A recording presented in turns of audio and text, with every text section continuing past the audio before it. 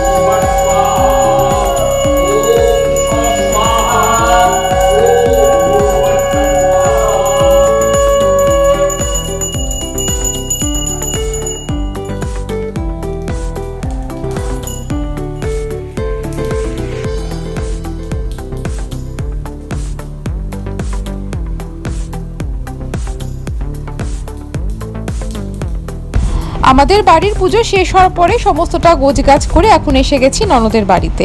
দেখুন কি সুন্দর করে সমস্ত আয়োজনটা করা হয়েছে। জগন্নাথ দেবের খুব ভালোভাবে এখানে পুজো দেওয়া হচ্ছে। তো আমরা আমাদের বাড়ির পুজোটা একদম অল্প সময় নোটিসে করেছি, আর এখানেও আমাদের সবার নিমন্ত্রণ ছিল। তাই বাড়ির পুজোটা ছোটোখাটোভাবে সেরে আমরা ওর বাড়িতে চলে এসেছি। এখানে দুপুর অবধি থেকে প্রসাদ খেয়ে তারপর একেবারে রথের মেলা ঘুরে আমরা বাড়ি ফিরবো। আমাদের বাড়ির কাছাকাছি একটা মেলা হয়, রথের মেলা হয়, সেখান থেকে রথও টানা হয়। তো ননদের বাড়ির পুজোর সমস্ত কিছু শেষ হওয়ার পরে প্রসাদ খেয়ে আমরা প্রায় 4:30 নাগাদ মেলা দেখতে এসেছি। তবে এখানে বিশেষ কিছু নেই, শুধুমাত্র গাছেরই সমারোহ। এখানে প্রচুর ধরনের গাছ পাওয়া যাচ্ছে, লোকজন শুধু এখানে দূর দূরান্ত থেকে গাছ কিনতেই আসে। আমি ভেবেছিলাম বাচ্চাদের খেলনাপত্র বা টুকটাক ঘর সাজানোর জিনিসপত্র এখানে পাবো, কিন্তু এখানে সেসব কিছু বিশেষ ছিল না। শুধুমাত্র গাছ কেনার জন্যই লোকজন এখানে আসে। তবে এখানে যে পাশে মন্দির রয়েছে সেখান থেকেও রথ বের করা হয়, আর আমরা সেই রথের দর্শনও করে নিয়েছি। সব মিলিয়ে আশেপাশটা একটু ঘুরে নিয়ে তারপরে বাড়ি ফিরে যাব।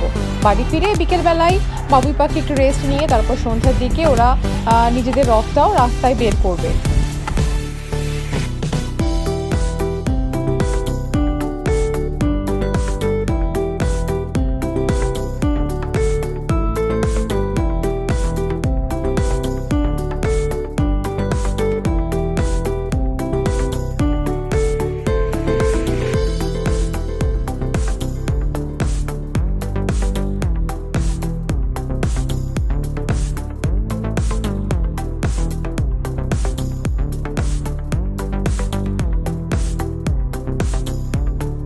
যে কোনো মেলাতে আর কিছু পাওয়া যাক না যাক, বিভিন্ন রকমের গজা, খাজা, নিমকি, বাদাম ভাজা এই সমস্ত কিন্তু একদম মাস্ট।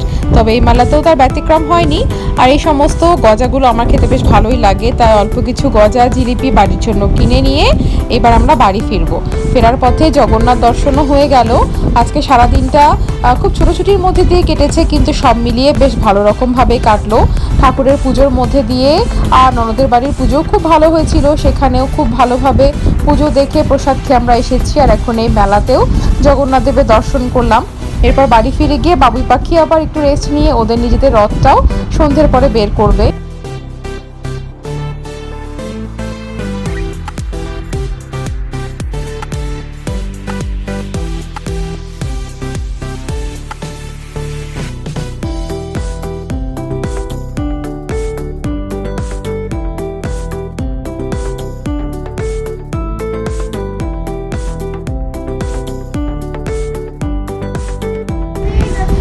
রথের মেলা থেকে ফেরার পরে বাবুই পাখিকে নিয়ে যখন রথ টানতে বেরিয়েছিলাম সে সময় আরও একটা রথের দর্শন পেলাম। জগন্নাথ দেবের দর্শন আরও একবার হয়ে গেল। রথের দড়িটাও সাথে আর একবার টেনে নিয়েছি। তো জগন্নাথের কৃপায় আজকের দিনটা খুব ভালো কেটেছে।